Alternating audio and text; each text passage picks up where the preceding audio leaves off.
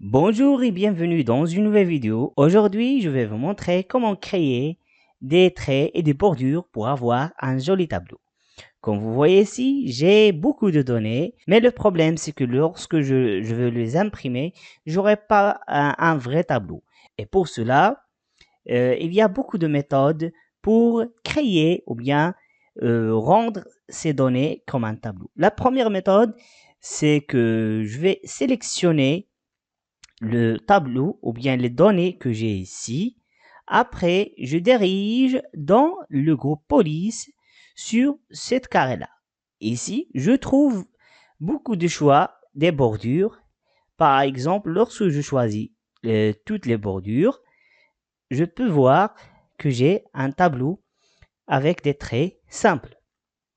Il y a aussi un bordure différent. Si lorsque je cliquais sur bordure intérieure épaisse, j'aurai un bordure en dehors du tableau qui sera un peu épaisse de les bordures dedans. Comme je peux aussi sélectionner n'importe quelle cellule et applique n'importe quel type de bordure. Et de la même manière, je peux appliquer différents types de bordures. Par exemple, si je veux appliquer une bordure supérieure ou bien inférieure sur n'importe quelle cellule, il suffit de choisir la cellule par la sélectionner et puis on clique par exemple sur bordure supérieure et voilà, j'aurai cette cellule avec une bordure barrée. Et il y a aussi d'autres options de traits. Par exemple, on peut choisir ou bien sélectionner une cellule et appliquer par exemple les bordures doubles en bas ou bien en haut, ou bien des bordures en haut et en bas, etc. Et il y a aussi les bordures simples et les bordures épaisses. Et on peut choisir n'importe quelle combinaison entre les deux. Par exemple, si je choisis l'une devient double, par exemple ici, et l'autre doit en haut épaisse, c'est possible avec ces options qu'on a ici. Et il n'y a pas seulement la couleur noire, on peut par exemple changer la couleur des traits et des bordures qu'on a. Pour cela, je vais diriger à la case des bordures et on choisit ici couleur du trait. Après, on change la couleur qu'on veut. Et puis, je sélectionne les cellules que je veux changer sa couleur. Par exemple, je choisis celle-là.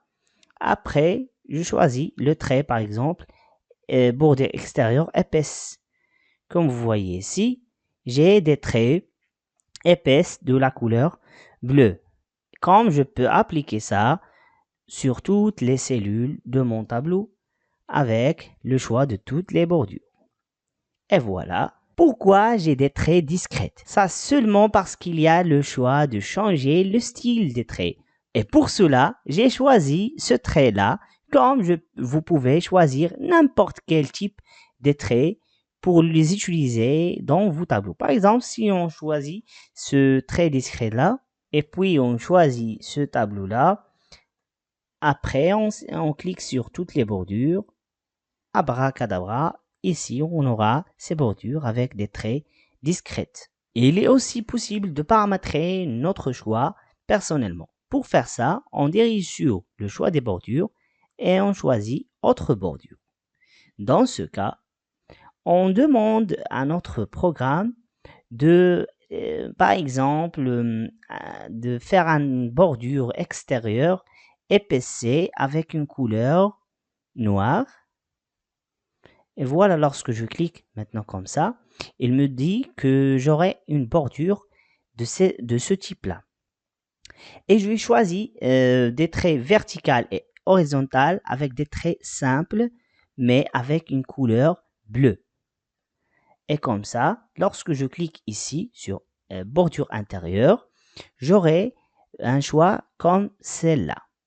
Et lorsque je termine, je clique sur OK et j'aurai mon travail. Par exemple, si je veux éliminer quelques cellules ou bien de mentionner que cette cellule a été annulée, il suffit de sélectionner les cellules demandées et d'aller sur autre bordure pour choisir une couleur rouge Et voilà, on choisit des traits pointillés, inclinés comme ça, pour dire que ces cellules, par exemple, seront annulées ou bien quelque chose de ce type-là.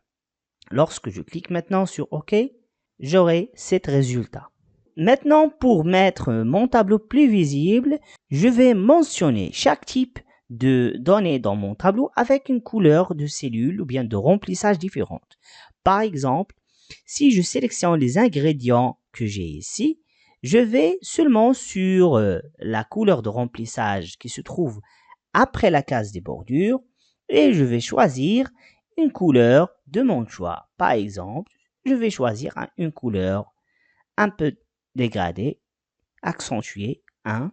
Et maintenant, j'espère que vous avez bien comprendre comment créer des traits et des bordures et des remplissages par catégorie pour bien présenter votre tableau, pour les rendre plus visibles et plus jolis. N'hésitez pas de s'abonner à ma chaîne et on se retrouve à la prochaine.